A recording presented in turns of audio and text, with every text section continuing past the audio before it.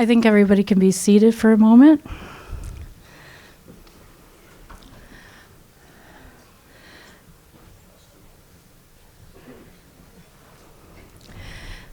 Good evening, everyone. I'm honored to welcome all of you to the C.W. Budd Cragen Memorial Scholarship Fund of the Transportation Club of Central New York, our 100th annual dinner. This evening is an invitation to reflect upon a century of accomplishments.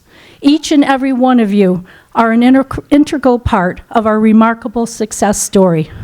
Tonight, we not only showcase the accomplishments of young men and women, but we pay tribute to the past presidents and persons of the year. Without these remarkable individuals and you, our honored guests and supporters, this evening would not be possible. Our foundation remains strong. It's built on dedication, loyalty, and unconditional commitment to this organization. In today's world, it's a rare find that any organization could sustain membership and remain focused and steadfast on their mission statement. But we did it, and for 100 years. And I salute everyone that has contributed to a job well done. We have an exciting program ahead of us, so without any further ado, would you please stand and welcome Jonathan English to sing our national anthem.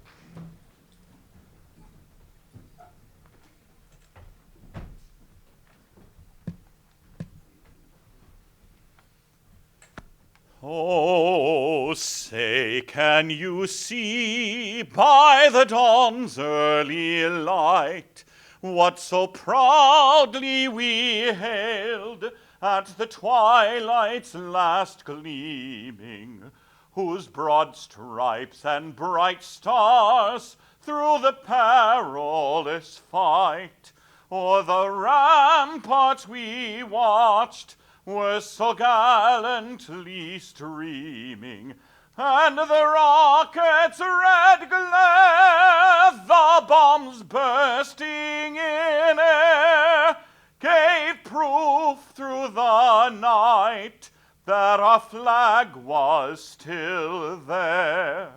Oh, say, does that star-spangled banner yet wave o'er the land of the free and the home of the brave?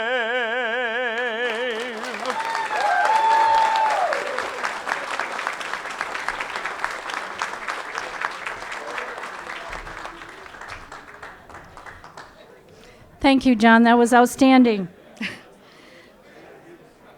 Now I wish to welcome Lisa Conway to our podium.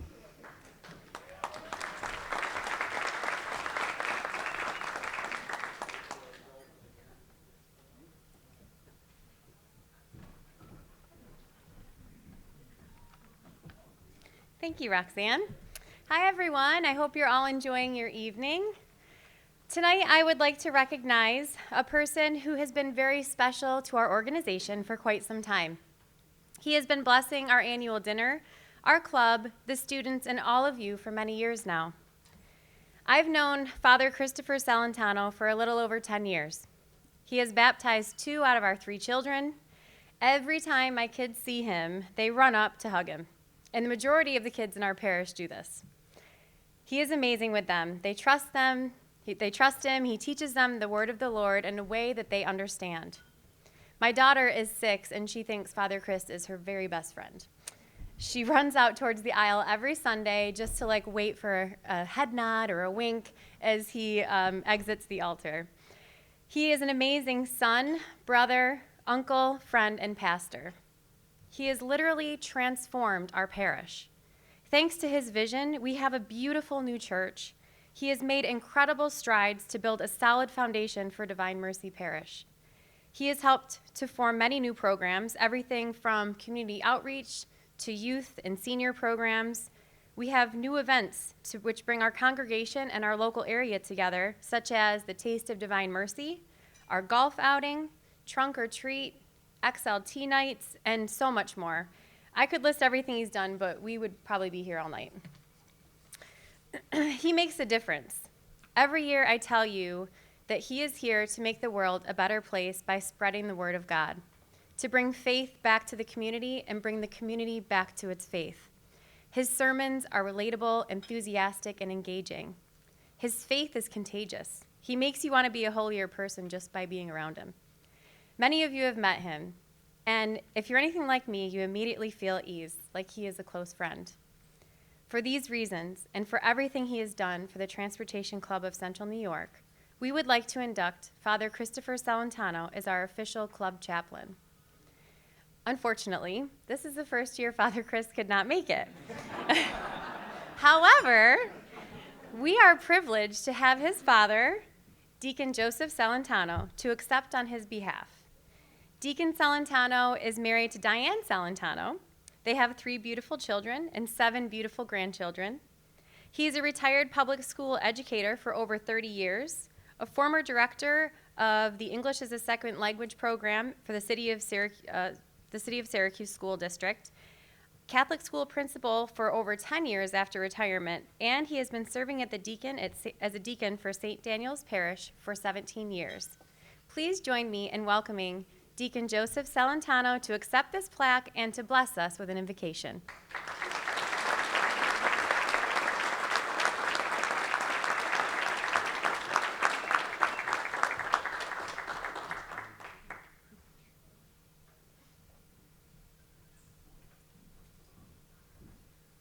I give you a piece of advice from a deacon.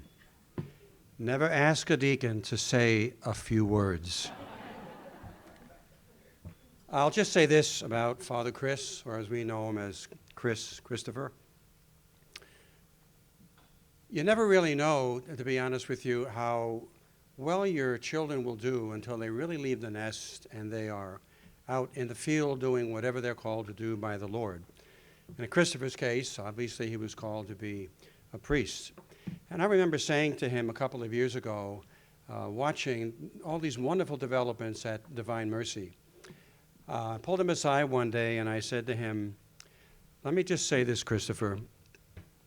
If you were ever in competition with your father, you left me in the dust. And that's, I think, the best testimony that I could give to him. Certainly everything that Lisa said about him is true. I mentioned to her in the room next door before, he came out of the womb that way. He was somebody that everybody liked, both young and old. When he was in the Performance Players at Bishop Grimes, where he went to high school, they would come to St. Daniel's to perform for the senior citizens. And all of the senior ladies would say, oh, Christopher, sit on my lap, sit on my lap. The little kids love him. The middle kids love him, the older kids love him, and the very older kids love him. So I accept this honor on his behalf. He's very disappointed he couldn't be here tonight. But as you all know, his parish and his ministry comes first, and that's where he is. And it's not unusual that I get a call from him, Dad, I need your help. Or Dad, can you do this? And certainly, he might have said no a few times when we asked him as a teenager to do something, but my wife and I never say no to Father Chris when he asks us to do something. So I'm very pleased to receive this honor on his behalf. He would be very humbled by, first of all, the reception of this honor, and certainly most humble to become the official chaplain of your organization. So if you would kindly stand, we'll say a prayer. Let us remember that we are in God's holy presence. In the name of the Father, and the Son, and of the Holy Spirit, amen. Gracious and loving Father, we thank you for this day. We thank you for all the wonderful people that are here present at this event. We thank you for all the blessings that you have bestowed upon them. We thank you for the gifts that they have brought to other people. And we ask you to bless the food that we are about to eat, bless our conversation, and in a very special way, Lord, please send someone in the path of those who have no one to feed them this evening. Bless us, O Lord, and these thy gifts, which we are about to receive from thy bounty through Christ our Lord. Amen. In the name of the Father, and of the Son, and of the Holy Spirit. Amen. Enjoy.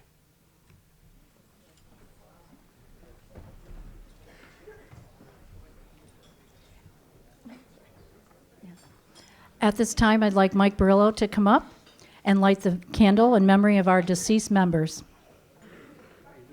This is our memorial candle for our deceased members, and this year we lost two, most recently, Richard Capone, who was the sales manager for Overnight Express, and Gary Coleman, who was a sales manager for Red Star and Coleman Brothers in the old days. If you could just give a moment of silence for those two human beings.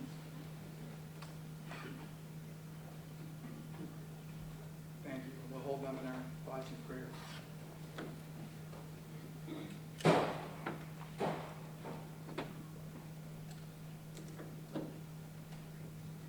Thank you, Mike. And now it's my honor and privilege to introduce Steve Infante, our Distinguished Master of Ceremony, for our 100th annual dinner. A Syracuse native and Ithaca College graduate, Steve joined the News Channel 9 team in 1999 and has been sports director at the station since 2003. Steve leads Channel 9's coverage of Syracuse University athletics, as well as the station's award-winning high school coverage, Friday Night Fever. He also hosts Orange Nation, a weekly show that offers viewers an in-depth look at the Orange during SU's football and basketball seasons.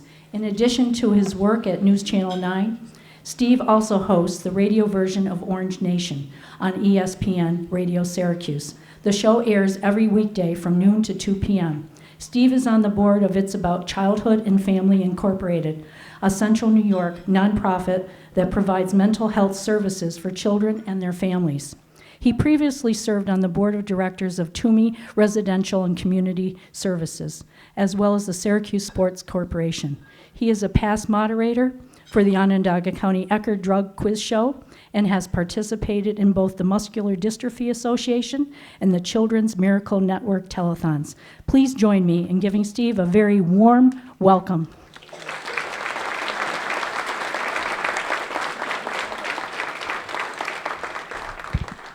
Thank you, Roxanne, and thank you to the entire Transportation Club for inviting me back tonight to once again share with you a very special event as we celebrate 100 years tonight.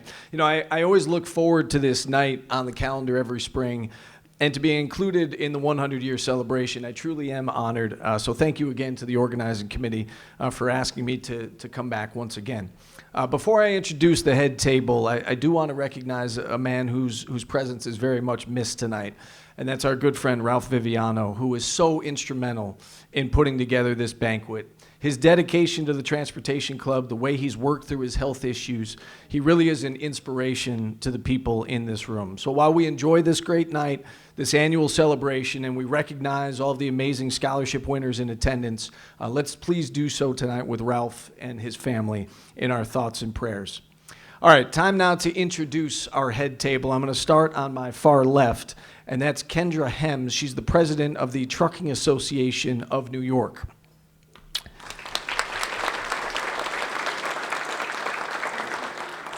To her right is Susan Schaefer, rental coordinator and office administrator for Conway Beam Leasing and secretary of the Transportation Club of Central New York. On to our keynote speakers for tonight, Amy Robbins and Ted Long. They've been hosting Ted and Amy in the morning on 93Q together for the last 3+ decades. I'll have more on them coming up after dinner. To my immediate right is Roxanne Campoli, Administrative Assistant for Tornator and Company CPAs and current President of the Transportation Club of Central New York. Arlene Anderson is a logistics consultant and retired Director of Sales in upstate New York for Alliance Shippers, Inc. She is also the President of the C.W. Bud Cragen Memorial Scholarship Fund. Alyssa Cornacchia is a scientist at Icon Central Laboratory Services and a 5-time recipient of the C.W. Bud Cragen Memorial Scholarship. Ed Gorski is Regional Sales Manager for Empire Freight Logistics, as well as the Treasurer of the Transportation Club of Central New York and the C.W. Bud Cragen Memorial Scholarship Fund. And last but not least, we have Michael Barillo, Regional Sales Manager for M&L Worldwide Logistics. He's also the Sick and Visitation Committee Chair for the Transportation Club of Central New York, as well as the Sergeant at Arms for the Transportation Club.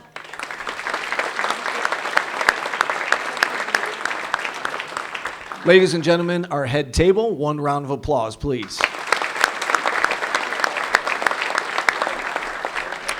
And with that, I'd like to bring Mike up to introduce our past presidents and persons of the year.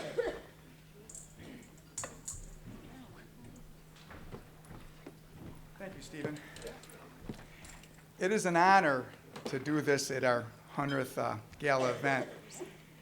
What I'm going to do is name the past presidents, the winners of the Theodore Wallen medallion, and also the person of the year. Some of them have numerous, it's combined. I'm only going to name the ones that are present here tonight because it would take all night to name all 100 of them. So what I would ask is please hold your applause to the end, and when I call your name, stand up and remain standing. Okay, can't start off with a better person. John Dart Malidi was the president of our Transportation Club in 1973. Then we've got Robert Barish, who was the president in 1980.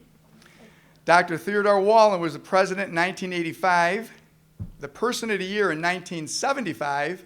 And of course, the first winner of the Theodore Ted Wallen Lifetime Achievement Medallion. Ed Gorski was the president in 1991 and person of the year in 1992. I was president in 1993 and 2001 and person of the year in 1997. Ken Bird was a person of the year in 1996. Dan Popek was president in 1997 and person of the year in 2001. Judd Davis was president in 1999. Gar Grinnell was president in 2000 and person of the year in 2002. Fran Drury was president in 2002. Jerry Bird was person of the year in 2003. Conrad Jenke was president in 2003 and person of the year in 2005. Arlene Anderson was president in 2004, the recipient of the Theodore Wallen Lifetime Achievement Award in 2000, I don't know what year that was, but 1918. And then person of the year in 2000. I couldn't resist that. Oh, I'm sorry. Oh, that might have been on purpose. Jimmy Snowberger was president in 1986 and person of the year in 1990. That's for blocking my shot in 1979. Can I say one word? You don't ever say one word. You won't find it in the program, but if you look in the archives, I was the youngest president of the club. I was 12 when it was. Thank you for that. William McAnally was president in 2007 and person of the year in 2010. Linda Tulowicki was person of the year in 2007. Cy Seifer was president in 2008 and person of the year in 2012. Mark Tarbay was president in 2010.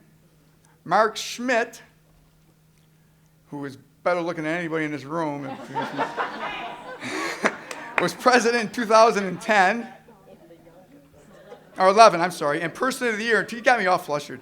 And person of the year in 2013. Kurt Hartman was president in 2012 and 2013, and then person of the year in 2009. Lisa Conway was president in 2014, 15, and 16, and person of the year in 2014. Dave Puglisi was person of the year in 2015. And Roxanne Campoli was president 2017, 2018, 2019, and she agreed to be president for the next 20 years. Oh, it's not on there? Oh, I'm sorry. And person of the year in 2017. Now, there's two people I didn't mention, and one of them Steve alluded to is Ralph. We want to keep him in our prayers. He would have been here tonight. He was president 1992 and 1998, person of the year in 1994, and he was a big part of our journey, like Steve said. And the other person is most of you in this room might know who he is Gary Curry, Santa Claus. That's the person that we named our children's Christmas party after. And let's see, Gary, let's see, who's the person over here?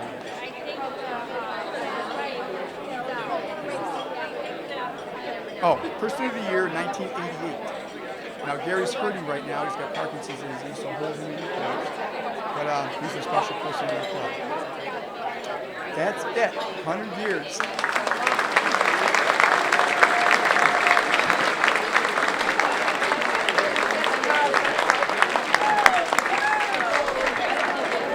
And with that, let's enjoy the great dinner that the DoubleTree has prepared for us. And our program will resume in a little bit. Enjoy your dinner, everybody.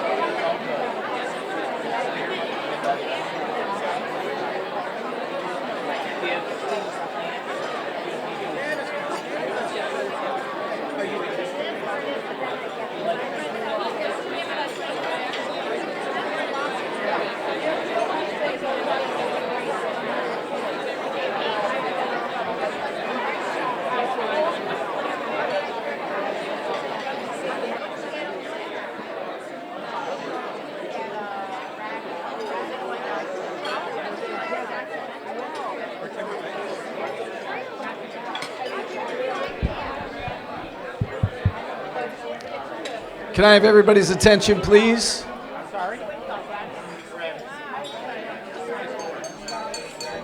Thank you. All right, please continue to enjoy your dinner. We're going to resume the program now, but first, a round of applause for the DoubleTree, the staff here. Delicious dinner.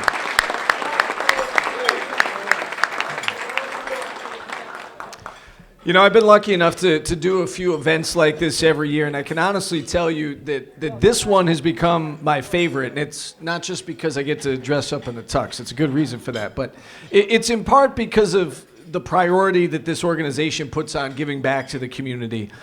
In a few minutes, we're going to be handing out the scholarship awards to the fine students and the fine athletes in attendance tonight. And you're going to be blown away by their list of accomplishments. And, you know, I mentioned this before, but I think it bears repeating. For me, this night takes me back to what's 25 years ago now, when I was a senior in high school. I can't believe it's been that long. I grew up in Syracuse. I went to Bishop Ludden. I was fortunate enough to earn a couple of academic and leadership scholarships heading into college, similar to the ones that we have here. And I tell you what, it meant a lot to me. It meant a lot to my parents, not just to be recognized for all my hard work, but to be able to contribute something financially that I earned toward tuition. It's a great thing that this organization has done throughout the years and continues to do. We have so many terrific student athletes throughout Central New York, and it's one of the many things that I really enjoy about my job, especially being able to work in my hometown, the ability to meet the young people, to spotlight their stories and accomplishments on the news, you know, get to know their families and their coaches throughout the years. This night is just another opportunity for that. So let's get things rolling. First up, I'd like to bring up the current president of the Transportation Club of Central New York, Roxanne Campoli.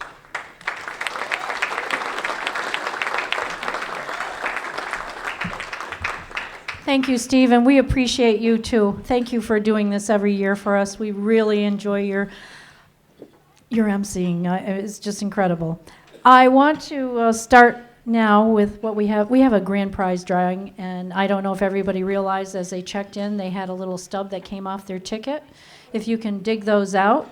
We're going to draw for a overnight stay at the DoubleTree, including breakfast, and I'm going to ask Kendra Hems, who is our She's the president of the Trucking Association of New York. I'm going to have her.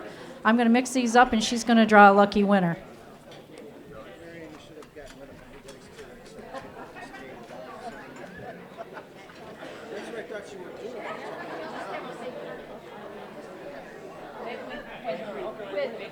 With the lots of pizza. Oh my God, we never win. Did you hear me, Cory? I said we have to be cars with lots of pizza. The lucky winner is, I'll do the number first, 137, and it's at table number 5. Where's table number 5? It is Carmen Castro. Okay, where's Carmen? Carmen, are you back here? Okay, see me after the dinner here, and I will get your name. I've got your name, and we'll get you your certificate. Thank you. Okay. Okay, now I'm going to welcome Arlene Anderson to the podium. And Arlene, if you would come up here.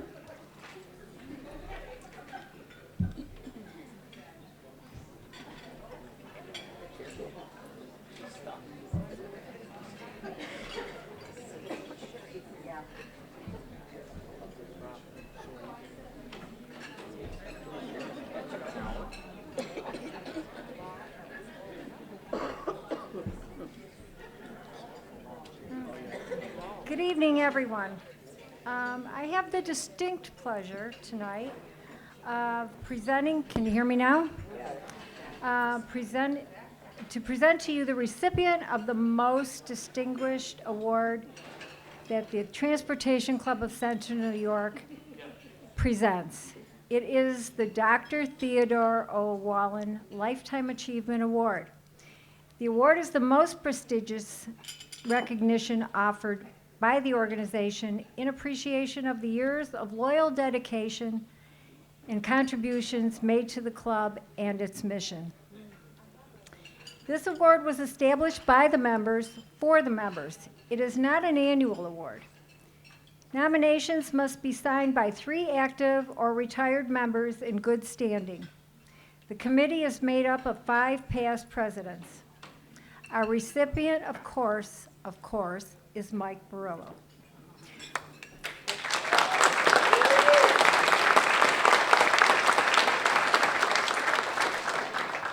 Mike was born in Syracuse, New York, and is an East Syracuse Manoa graduate.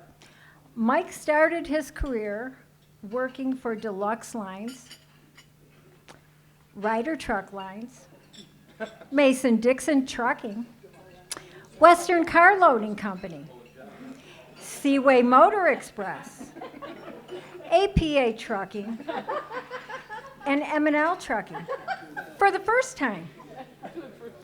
Then Vertex, Nations Way Transport, and then he left transportation altogether. And he opened up a place called the Parochial Bar and Grill. And some of you may remember that place. Well, that lasted about 3 years. So then he returned to transportation industry, working for New England Motor Freight. And then he returned to M&L Worldwide Logistics in 2004, and he's still there. Can you imagine? 11 companies, but he's still there. So then the best thing happened. Mike met the love of his life, Cindy, in 1982. They married, had raised twins, Addie and Mandy, and their son, Luke. Mike has served on the board of directors and various committees for over 20 years. He has served 2 terms as president in 1993 and 2001 and was named Person of the Year in 1997. I know you already heard that tonight, but. So over the years, he has been instrumental in running the games at our clam bake, has served as sick and visitation chairperson for about 21 years, and our sergeant at arms. Here are a few amusing anecdotes concerning Mike that you might not know about, and maybe he'll remember. At M&L, he's known as the Robin Williams of the daily conference call. When he's called to speak, his tone and energy literally reflect Robin Williams. You know, remember Good Morning Vietnam? So back in the 70s, a friend whose name can remain anonymous, but it's Gary Rainbow, recalls working with Mike at Ryder Truck Lines. Mike was an outbound supervisor responsible for rating all the bills of lading and typing the actual freight bills on an electric typewriter. And it got stuck, and it wouldn't move. And that was his second day. And Mike tried to shove the carriage and get it to move, and it went flying off the typewriter. Well, that was okay, but it landed in the bathroom. And it broke the terminal manager's favorite coffee cup that was given to him as a Father's Day gift. We can't tell you what the terminal manager said the next day, but it wasn't very nice. And this is one of just many memorable moments in Mike's career. There were a lot of stories Gary gave me, believe me. So tonight, Mike joins 6 other recipients of the Dr. Theodore O. Wallen Lifetime Achievement Award. Those being, of course, Dr. Theodore Wallen in 1996, Norm Medier in 1997, Ray Dione in 1998, Ralph Viviano in 2004, Ed Gorski in 2011, and myself last year, very fortunately. So give a round of applause for our newest Wallen recipient.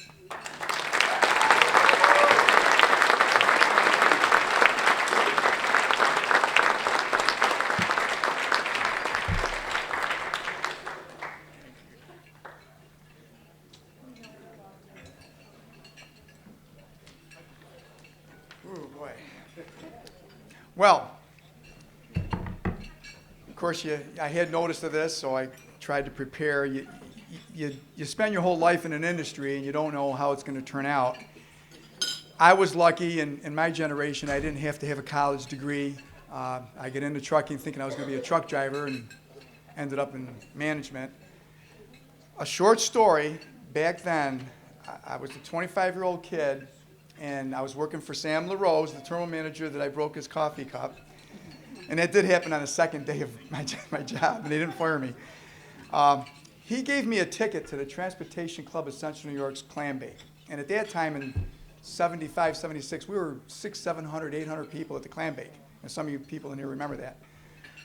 I was amazed at the people that I saw there, and I remember distinctly looking over at the raw clam shack, and there's Bob Molesky, who I had worked for at Deluxe Lines. I knew him. And John Teal, who owned Teal's Express, and Bill Dixon, who owned Dick's Express. Pioneers in the business at that time. So I went over to Mr. Molesky and just said, "Hi, Mr. Molesky, how are you?" He goes, "Mike, how are you doing?" I knew him, so he introduced me to Bill and John. And from that point on, I became friends with them. Not so much John, but I became friends with Bill Dixon. But I thought, what a venue to get shippers and truckers together sociably, and it's your profession. And I wasn't in sales then, I was in operations. But something in the club sparked me, and then back probably in 1983, 84, 85, in that era, is when I got involved with the club. And I'm in a real nice situation as a 67-year-old. I have the connection with the older folks that were in their 50s back then, and I have a connection with the younger folks that are involved with it now. And it's always been a special club. We changed our venue to now we're giving back to the community and raising money during the course of the year. Back then it was a social club, clam bake, golf outing, parties, comedians. I mean, it was just to get people together. But now we're focused on helping the community out, giving out the scholarships. It's really a special club. I want to thank Dr. Wallen for your participation and your dedication to our club, and it's an honor to have this in your name. Thank you very much for that.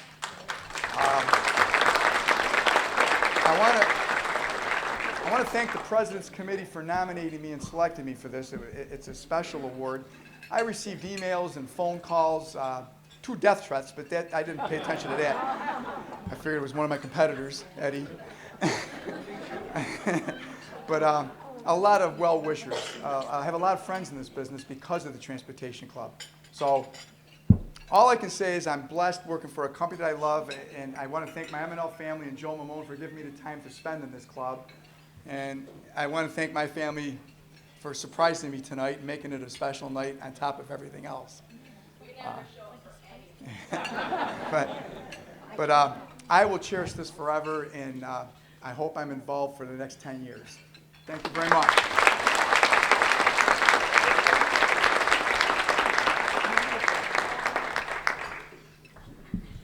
Thank you, Mike. A well-deserved honor. Okay, now we're going to continue on with the introduction of the officers, directors, and the committee chairpersons. Okay, I'm going to start with the president, which is myself. At the current time, we don't have a vice president. We do have our treasurer, Ed Gorski from Empire Freight Logistics. Our secretary is Susan Schaefer from Conway Beam Leasing. Our current directors, Carrie Aduk, Mohawk Global Logistics. Carrie. Arlene Anderson, logistics consultant.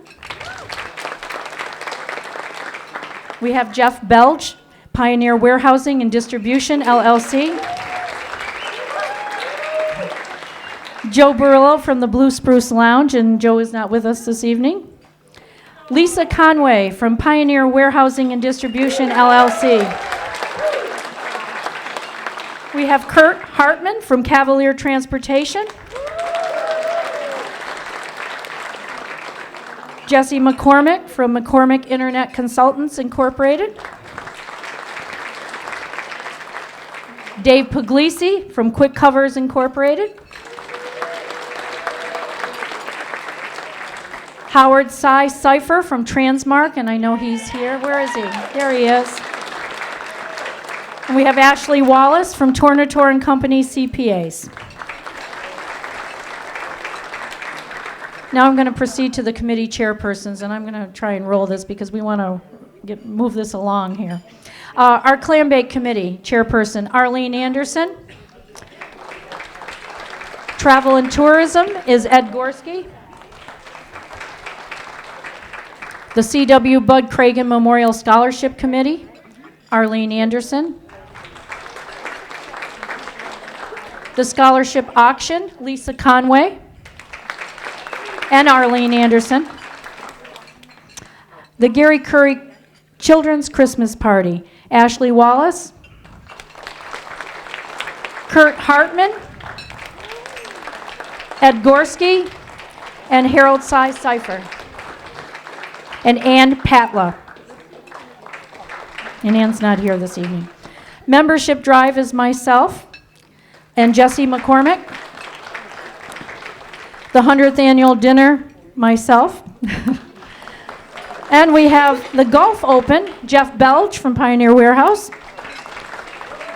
Our webmaster is Jesse McCormick from McCormick Internet Consultants. And of course, Sick and Visitation is Mike Burillo. Person of the Year Committee is Joe Burillo, and he's not here this evening. Our club consultant, Arlene Anderson and Ed Gorski. Legal and Constitution is the Board of Directors. And then finally, we have our special projects and notebook editor. And I don't know if everybody's noticed, but the notebook is back. I hope you enjoy it. We're trying to get it out every quarter. And the notebook editor is Ashley Wallace. Okay, now I'm going to welcome Arlene Anderson, the president of the C.W. Bud Cragen Scholarship Fund, to the podium.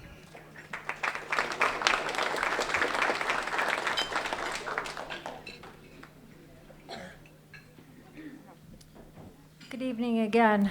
I'd just like to thank everyone for all that you do, all the support that you give this club so that these kids can get a little help with their education. We couldn't do it without you. Our biggest fundraiser of the year is the auction in November. So keep it in mind. Maybe you can come up with something that we can auction off. It would be great. And I'm going to introduce my niece, Alyssa Cornacchia, to you again. She's done this before for me. She is someone that my husband and I are very proud of. She's a Fisher graduate. She's a 5-time recipient of this award. And she has just recently been promoted to Scientist 2 for Icon Laboratories. So without further ado, here is my niece, Alyssa Cornacchia.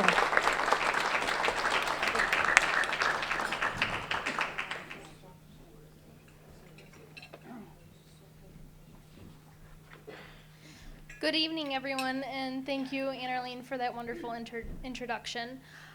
I am here and honored tonight to be able to honor all of the students that have received tonight's C.W. Bud Cragen Memorial Scholarship Awards.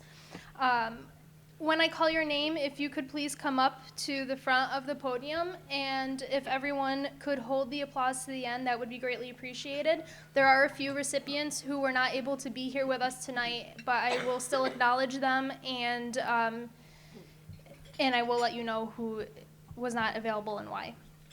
Our first recipient is a senior at Rome Free Academy High School, graduating with many honors, and will continue his education in September at Clarkson University. Jonathan Kassler.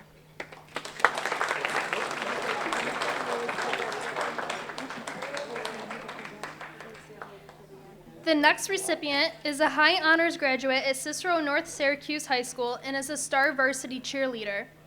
She will be attending Elmira College, where she will enter the pre-med program. Sierra Colombini.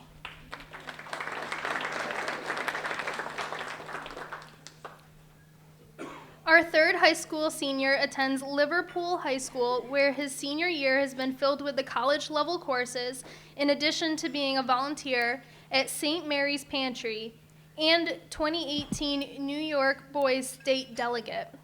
He plans to study computer engineering at a highly competitive school in the fall. Michael Geary.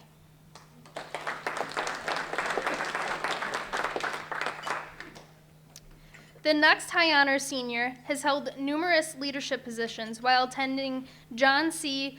Bertelbeau High School, including class vice president, president of the Environmental Club, treasurer of National Honor Society, and yearbook president of editing. Her high academic achievements are a source of pride as well, and she is a class salutatorian this year. Ashley Margray.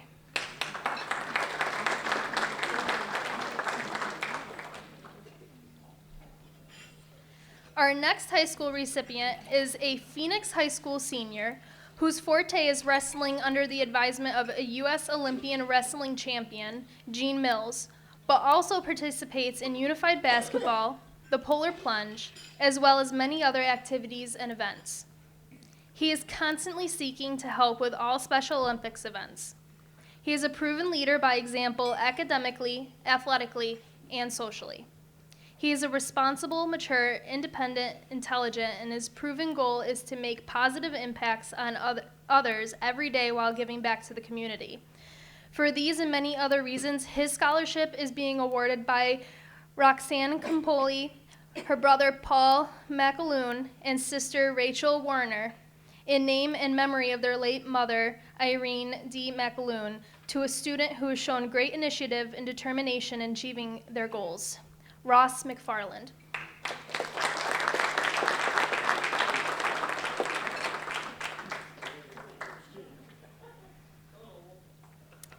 This next recipient is a senior at East Syracuse Manoa High School. This high honor student and varsity sports participant has demonstrated her ability to excel in college level work in addition to other challenging academic classes and will be pursuing a degree in education. Mackenzie Rivers.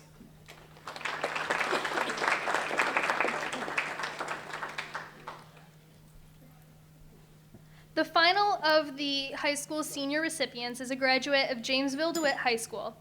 This academic high achiever is very active in school and in the community, and is especially passionate about soccer. She helped lead her team to sectional championships this season and was awarded MVP for the sectional championship game. In addition, she has volunteered for the El Salvador mission trip for the past 2 years, taking pride in her ability to help those less fortunate than her. She plans to pursue studies in business and marketing at the University of Colorado Boulder. Grace Thomas.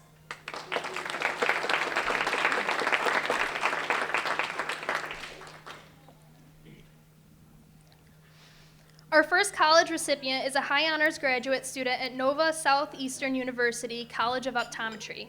She is excused from attending tonight to attend her sister's college graduation. Chelsea Braffman. The next recipient attends Colgate University and is a high freshman achiever with a 3.67 overall first semester average, which earned her the Colgate Dean's Award with distinction. She is extremely talented musically, has excelled in on-stage performances of musical productions, and most recently in Colgate Chamber Choir appearances. Catherine Cargan.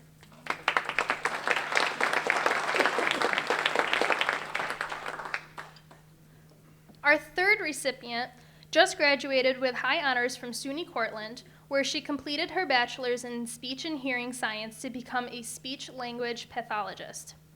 She has achieved not only academic success, but also has had a significant impact with her connection to the Cortland community and her strong ability to build relationships with others. She is compassionate, professional, and driven.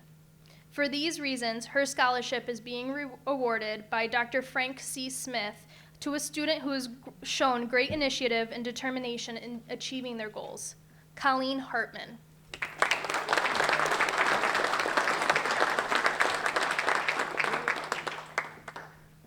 Our next college student has just graduated from Ithaca College in the Bachelor of Music program, majoring in sound recording technology with a minor in jazz studies concentration. He works to excel in music professionally by participating in many select jazz recitals and musical events. Thomas Indolo.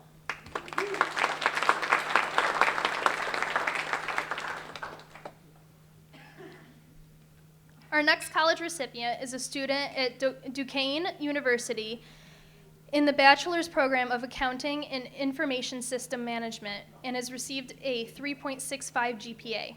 She is the president of the Duquesne Pi Eta Sigma National Honor Society.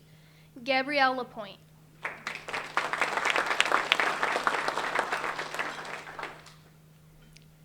This recipient attends Nazareth College and has a 3.2 GPA with a heavy study load of science courses. She is a regular volunteer at Upstate Medical University and their Upstate Pediatric and Adolescent Center. Brooke Larrabee.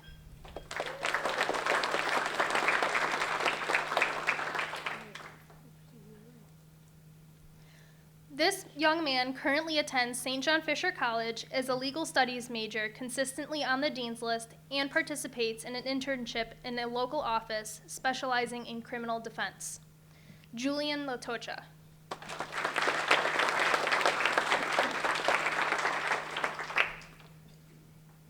This next recipient is currently enrolled at Ithaca College. This high honor student is on the dean's list and attends the Roy H. Park School of Communications with a major in journalism, politics, and communication with a minor in management and design. Erica Liberti.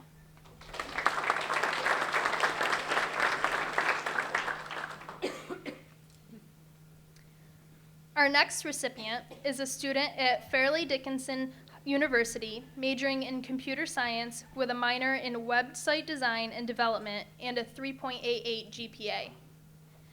Jesse McCormick III.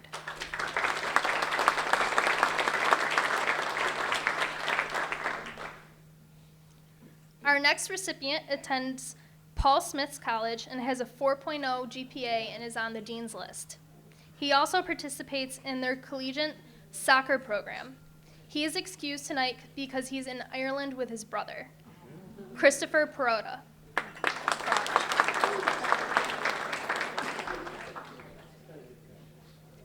This young man is a student at Clarkson University, where he is also part of the Clarkson swimming team. Academically, he has a 3.898 cumulative GPA and is a presidential scholar in his major, which is environmental engineering with a minor of sustainable energy systems engineering. Nathan is also excused today because he is in Ireland for school. Nathan Parada.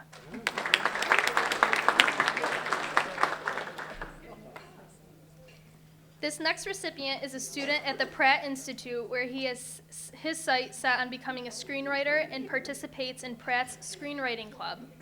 He is currently on the president's list. He has worked on film crews to fuel his creativity, which has also led him to attend a 6-week acting lab with Atlantic Acting School. He is also excused tonight since he was invited to showcase his film at the Hoboken International Film Festival. Brett Puglisi.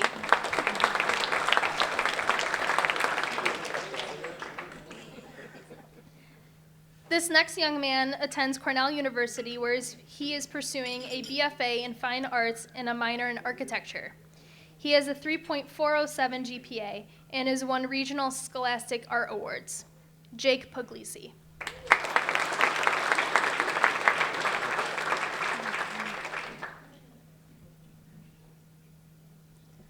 Our next recipient is enrolled in the New School and pursuing a BFA with a minor in jazz, contemporary music with a major concentration in drums. He has a 4.0 GPA and exemplifies his work ethic and dedication to the development of his craft. Luke Puglisi.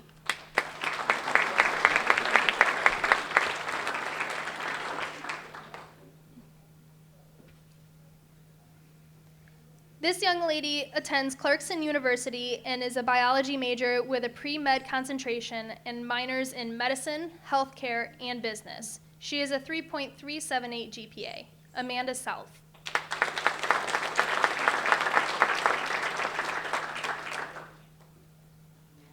Our next recipient attends Bentley University, where she is a member of Kappa Delta sorority and a high honor roll student. She's an undecided business major with a major concentration in health and industry. She is currently a seasonal client associate intern for Merrill Lynch.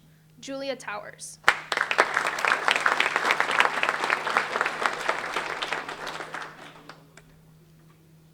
Our next recipient attends Merrimack College, where she is on the president's list with a 4.0 GPA. She also is a starter on the Merrimack varsity softball team.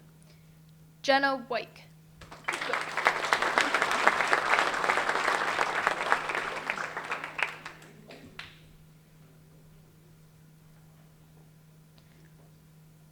This recipient attends Cazenovia College. He plays on the varsity baseball team and runs a basketball skills and drills clinic for Falasco Hoop Academy. He's excused tonight because he's scheduled to work. John Wyke, Jr.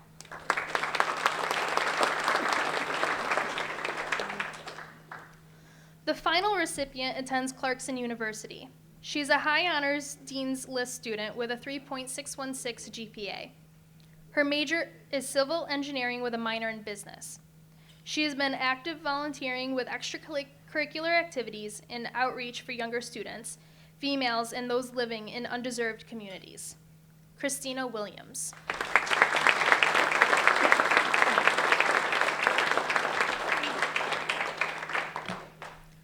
Let's give them all one more round of applause.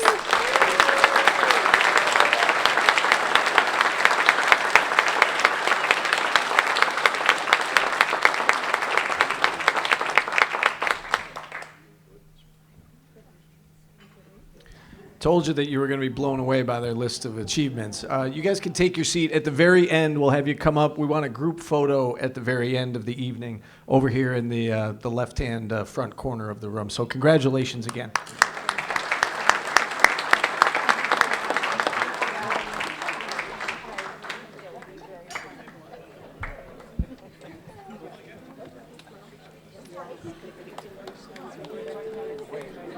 Our keynote speakers tonight have been working together for more than 30 years on their morning show at 93Q. Both are Central New York natives. He went to Marcellus High School. She attended Camden before moving on to the best communication school in the country, Ithaca College, my alma mater, had to say that. They've won numerous honors over the course of the years, including awards from Big Brothers, Big Sisters, Upstate Medical University, the Post Standard, the Syracuse New Times, and so many more.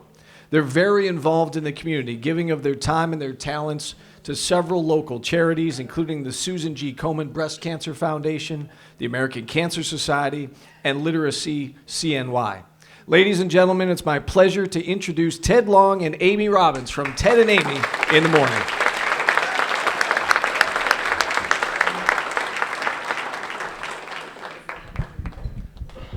I'm stealing this out of the holder because there is a slight height difference between Amy and me. I'm not sure if you noticed that or not.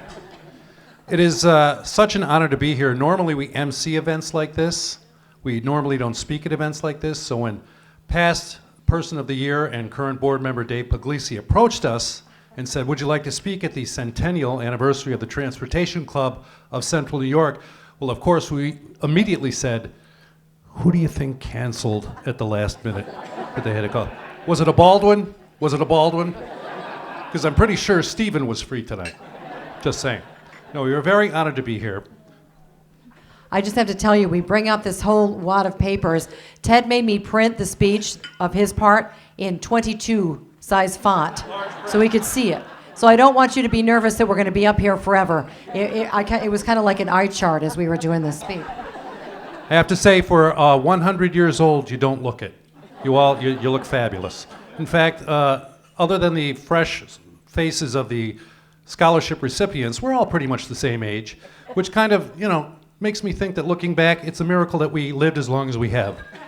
I mean, seriously, as kids, we'd ride in cars with no seat belts, no airbags, riding in the back of a pickup truck, always a treat.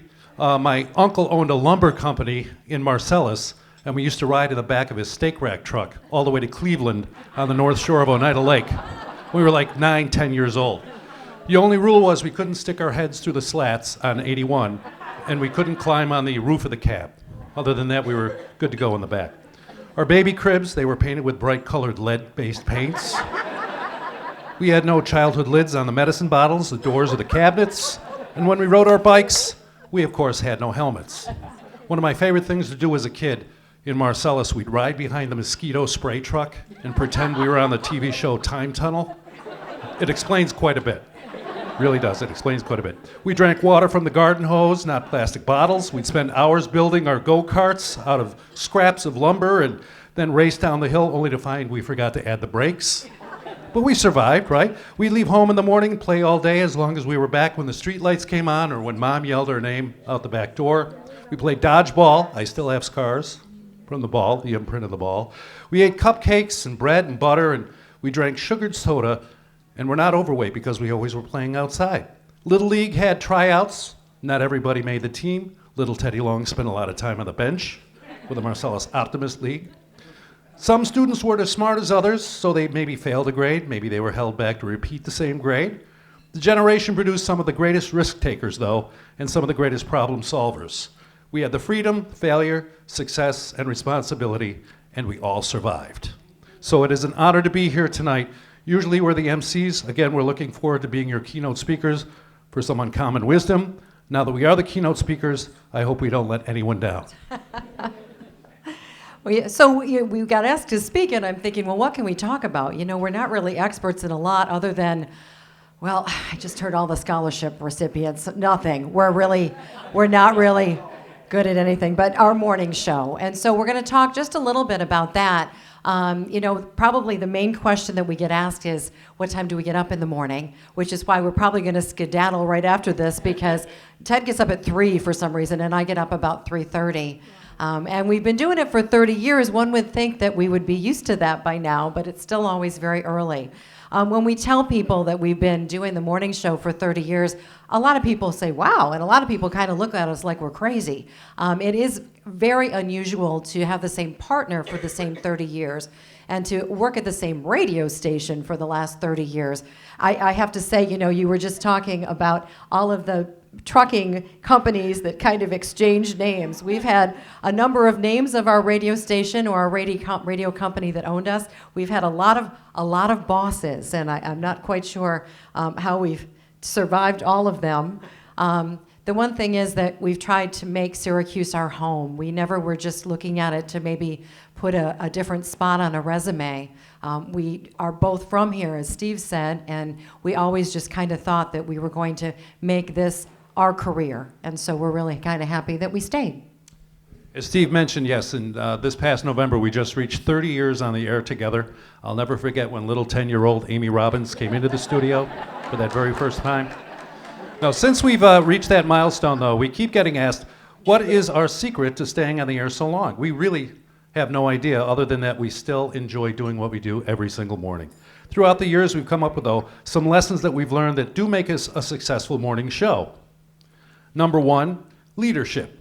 Whether you have equal on-air roles on the show or not, somebody really needs to run the show. And we say that, and Ted and I both kind of run the show, although I kind of like to think that I do. He technically runs the show. I have been doing the morning show for 30 years. I have never technically run the radio board. When it comes to content, I'm kind of in charge of that. So we do definitely have specific leadership roles when it comes to our show. Number two, we have well-defined characters. Now, each person has to be clearly defined in the minds of the audience, and they have to be at least different from one another. We are true to who we are actually on the air, but we are different enough that we have our defined roles. You know, we love radio because we get to talk about ourselves and our community for 4.5 hours a day. It's amazing to me how much our listeners remember. Sometimes I feel like they remember more than us who are talking about it. You meet people that for years, you know, have heard about your marriages and your families and your pets and your kids, and it's absolutely amazing. So I think our roles are pretty clearly defined, right? Very true. Number three, be topically interesting, which really means knowing the right things to talk about on the air. It's necessary, but it's not sufficient. We also have to do interesting things with the topics that we discuss.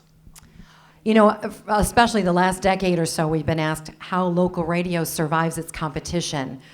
With the big syndicated shows that come in, the satellite music that you can get all over, and that's pretty much, I mean, we started off saying we wanted to make our careers here. We're very local. You know, nobody, when you're talking about a syndicated morning show, can talk about how Onondaga Lake has changed in the last decade, or how trucks for some reason keep smashing into that Onondaga Lake Parkway bridge, which must just drive you transportation people crazy. I don't get that. But, you know, we can, and that's kind of the reason. Then again, we kind of also have to know about The Bachelorette and Game of Thrones. And we had a morning show consultant years ago that said that the best thing you can do is to talk about what other people are talking about, but then get them to talk about you talking about it. So that's always been our goal, to talk about what everybody else, but then to say, did you hear what Ted and Amy said this morning? Exactly, which brings us to rule number 4, create talk about the show. We tried for a couple of years to be more of a stunt-oriented morning show. That never worked. Howard Sternish never really worked for us. You know, we had a photographer come in, remember, nationally, that said, wanted to take a picture of what we represented, and we were kind of like, and she said, oh, you're one of those nice morning shows. And yeah, I guess we are. I mean, we're just the nice morning show. I don't know. We don't really have a thing that we do on the air. We always kind of feel like we're exactly the same people on the air as we are off the air. Exactly. And that's why I think we're the only radio station allowed on school buses now, which is nice. We get them young, and we grow them. Now we've become multi-generational. People that used to listen to us on the school bus, now their kids listen on the school bus.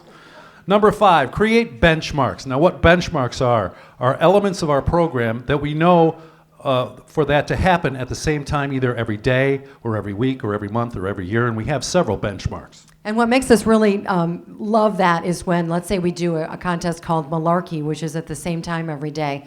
And sometimes moms say, I know that I'm running on time when I have my kids, you know, leaving to get on the school bus when you guys do Malarkey. Benchmarks are daily. Benchmarks are our Christmas Spectacular, Amy's Slumber Party. I know we've had a couple of people. I do that annually. Right here, I'm surprised the waitstaff still talks to me after Amy's Slumber Party. But they're all benchmarks, and it's all kind of things that we plan, whether it be every day of the show or every year.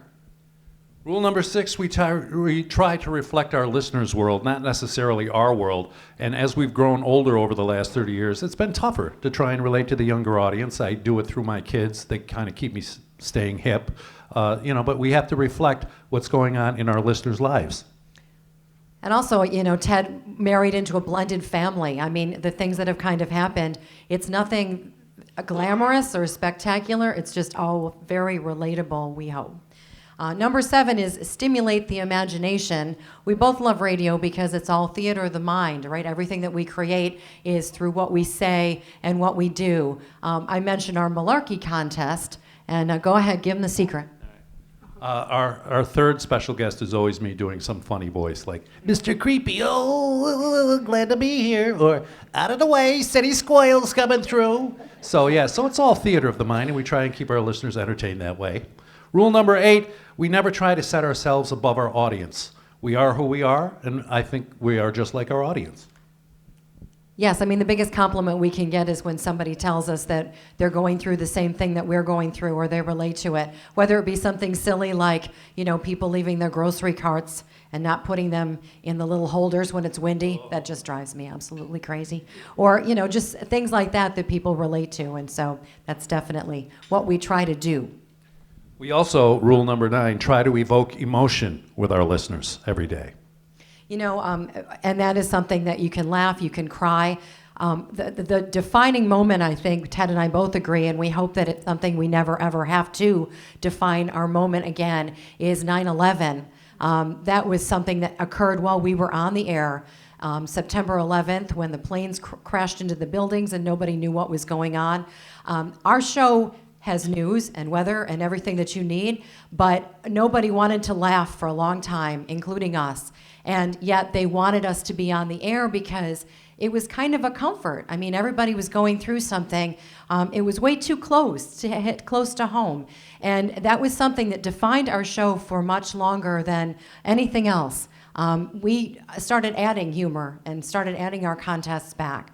And again, as I said, I hope that we look back on our career, and that is the only time that we've ever had to do something like that. Rule number 10 for our successful morning show, we're able to kid with each other. We've been on the air together for over 3 decades now. Our families are very close, our spouses are close. In fact, that shocks a lot of people when they realize that Amy and I are not married to each other. For the longest time, people think my last name is and Amy. Oh, you're Ted and Amy. A perfect example of this is when my wife and I got married shortly after, we decided, we're probably not going to continue on having children, so I had the big snip. And I'm in the doctor's office, and my wife is in the waiting room, and the nurse comes in and goes, "Is that Amy outside in the waiting room?" I'm like, "We're close, but not quite that close." It's a little embarrassing. Number 11, longevity with commitment. Every successful morning show tries to find a market and marry themselves to it, which means we build equity and awareness about our show. We demonstrate that commitment in the community itself. A lot of people in radio, they aspire to move on to a larger market. That is kind of like the goal. But Amy and I have been very fortunate in that our families are here, we love it here, and we actually, knock on wood, managed to be quite successful here. And a reason why we're here tonight. I mean, we never try to rest on our laurels because we realize that there's always new people that can listen. And we hope that if you meet us, then you'll like us and that you might want to tune in at some point. All right. We're going to end the evening, I know you're excited about that, with an excerpt from the book, Everything I Ever Really Needed to Know, I Learned in Kindergarten by Robert Fulghum. Most of what I really need to know about how to live and what to do and how to be, I learned in kindergarten. Wisdom was not at the top of the graduate mountain, but there in the sandbox at nursery school. And these are the things that I learned. Put things back where you found them. Clean up your own mess. Don't take things that aren't yours. Say you're sorry when you hurt somebody. Wash your hands before you eat. This one's very important. Flush. Warm cookies and cold milk are good for you. Live a balanced life. Take a nap every afternoon. And when you go out into the world, watch for traffic, hold hands, and stick together. And remember the little seed in the plastic cup. The roots go down, and the plant goes up, and nobody really knows how or why, but we're all like that. Goldfish and hamsters and white mice, even the little seed in the plastic cup. Well, we all die. But then remember the book about Dick and Jane, and the first word that we ever learned, the biggest word of all, look. Everything you need to know is in there somewhere. Think of what a better world it would all be, the whole world, if we had cookies and milk about 3 o'clock every afternoon and then we laid down on our blankets for a nap. Or if we had a basic policy in our countries to always put things back where we found them and clean up our own messes. And it is still true, no matter how old you are, when you go out into the world, it's better to hold hands and stick together. Again, we'd like to thank you all for this opportunity to speak in front of you for your 100th anniversary. Right about now, Amy and I would be on our 3rd or 4th dream, so we're going to be leaving you shortly to go home and get to bed so that we can get up in the morning. But again, thank you to the Transportation Club of Central New York for having us tonight. And congratulations to all the scholarship recipients.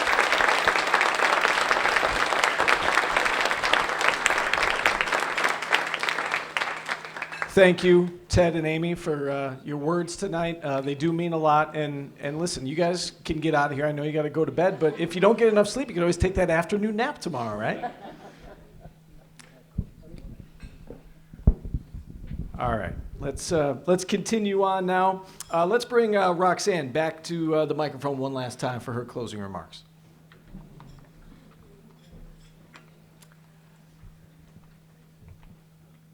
Oh, I'm sorry. That is my mistake. I apologize. Lisa, you're probably like, what is he doing?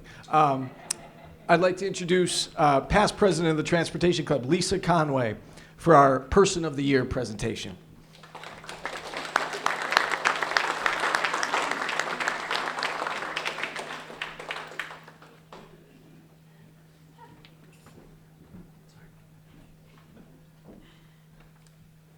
Hello again.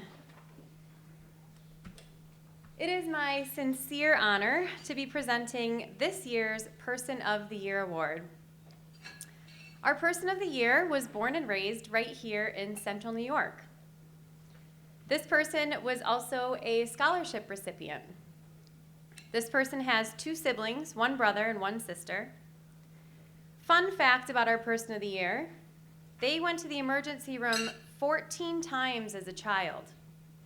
They were considered a bit of a daredevil back then, flipping over handlebars of bikes, running into walls and tables, just doing something ridiculous, mostly for the laughs. According to their mother, out of the 3 siblings, our Person of the Year was also the one who ate the most soap.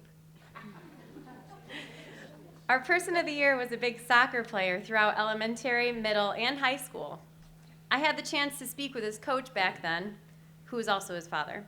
And according to him, this person was an animal on the field. They never got tired, and they always took on the biggest guy out there.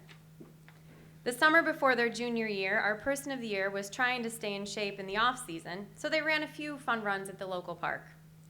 Turns out, this person is an extremely fast runner. And it just so happens that the varsity coach was at one of these runs and tried to recruit them. That fall, our Person of the Year ran cross country instead of playing soccer, and although it came as a shock to everyone, it was the best choice that they could have made. Their first year out, their team won states and sectionals. In their senior year, our Person of the Year had about 70 schools trying to recruit them. Their parents even had to hire an agent. Quick story from his parents. Our Person of the Year wanted to try out for the Empire State Games in their senior year. The qualifying race was in Rome, and he got there very late. They were rushed. There was no time to warm up for the race. If you're a runner, that's extremely important. So he had to go straight to the starting line. Our Person of the Year ending up winning the whole thing to get into the Empire State Games, where he placed 4th in the entire state. Our Person of the Year graduated from Central Square and went on to Marist College with a running scholarship, where he eventually graduated with a bachelor's degree. During his collegiate career, he ran at very prestigious schools, including West Point, Villanova, Georgetown, and many others. Has anyone here ever run a 5K before? It's 3.1 miles. If you run a 9-minute mile, which is a pretty good pace, you're going to run a 5K in about 28 minutes.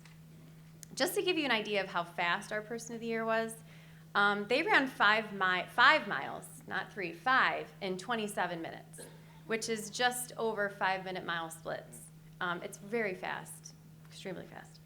After college, he worked for United Airlines for just short of 10 years. This person has incredible work ethic and still does to this day. When he was with the airlines, he was everywhere. He checked you in, he boarded you on the plane, and sometimes he pushed the plane back. I mean, he basically did everything except fly you to your destination. Of course, he did all of this no matter what the weather, spring, summer, fall, or the dead of winter, in shorts. Not much has changed in that area either. He still does that. He also met his beautiful girlfriend while working for United Airlines. Our person of the year then moved to Florida to help run a property management company in Cocoa Beach. He was there for about 5 years before returning home to Central New York in 2016. Since moving back to New York, our person of the year spends a lot of time with family and friends. He's involved in many different activities. He still plays soccer. He coaches a youth soccer team. He's in a dart league, a golf league, a volleyball league, and he also manages property in Syracuse on the side. This person works for a company located in Liverpool, New York, and is their operations manager. He oversees 3 warehouses, 18 full-time employees, including 4 managers, as well as multiple temporary employees. Word on the street is he comes in early and he leaves late. He stays until the job gets done. He's extremely hands-on and has the utmost respect from everyone that works for him. And he also still wears shorts in the winter. And there's no heat in the warehouse. Each year, the company he is with has a costume contest for Halloween. Our person of the year is said to have had some of the best costumes. Richard Simmons and Tom Hanks from Castaway are some of the favorites. According to his parents and siblings, our person of the year never really got along with his sister growing up. They loved each other, but they were constantly fighting and bickering until they grew up, and now they're best friends, and he's a right-hand person helping to run their business. A couple years ago, he was asked to attend some transportation club meetings. And next thing you know, he's running the golf tournament with absolutely no experience in running a tournament. It was literally thrown in his lap. But he took it and ran with it, and we had one of our most successful tournaments ever. This year will be even better, I know it. He attends our monthly board meetings and gives his input. He is instrumental in helping with our annual auction and clam bake, and has truly come to care for this organization very much. Our person of the year is what some would consider the life of the party. Always has a great time, always loves a cold beer. He's also someone who will never ever let you down. He's there for family and friends no matter what. You can count on him for anything. According to his 12-year-old godson, his only downfall is that he's an Eagles fan. Without further ado, I would like to present our person of the year, my dear brother, Jeffrey Belge.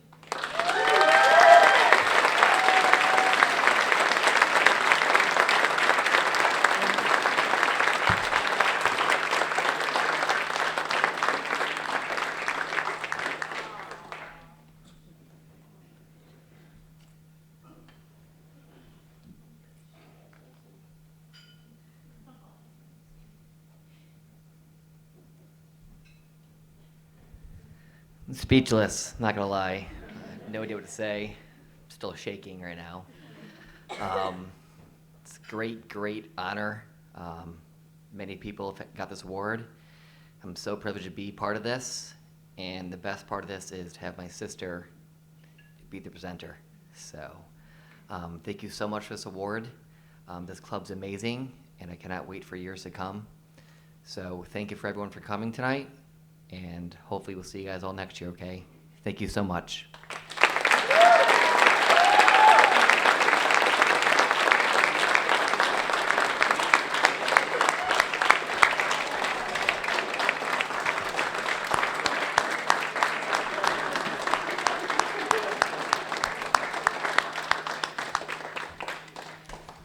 Congratulations, Jeff, and we will forgive you for the night for being an Eagles fan.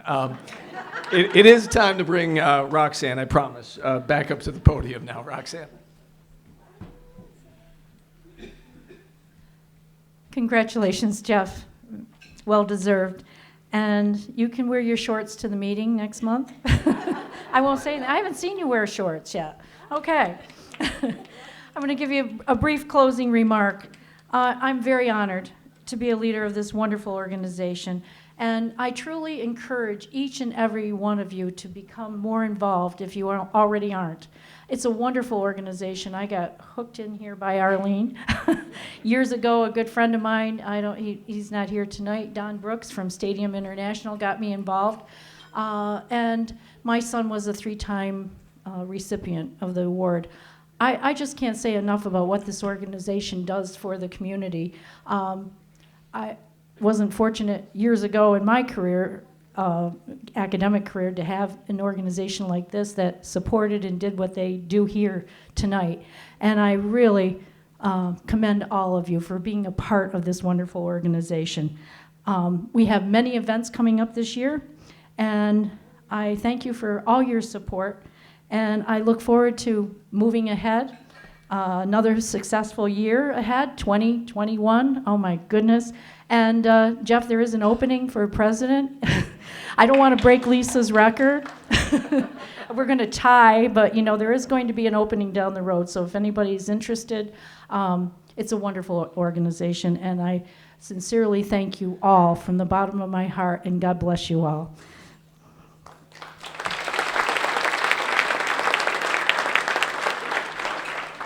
And now Deacon Celentano will deliver our benediction.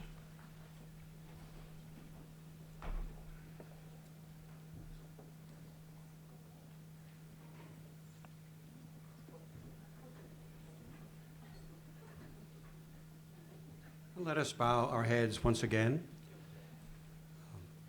Gracious God, we thank you for the gifts that you have bestowed upon every person in this room today.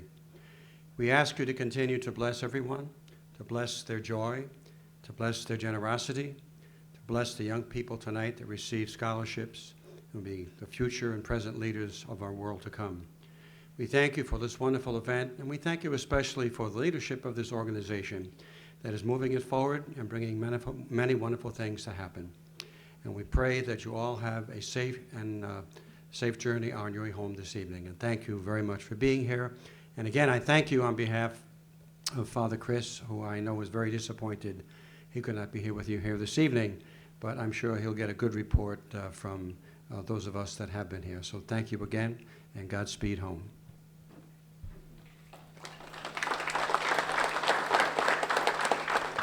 And Mike, if you do the honors and extinguish the candle of remembrance.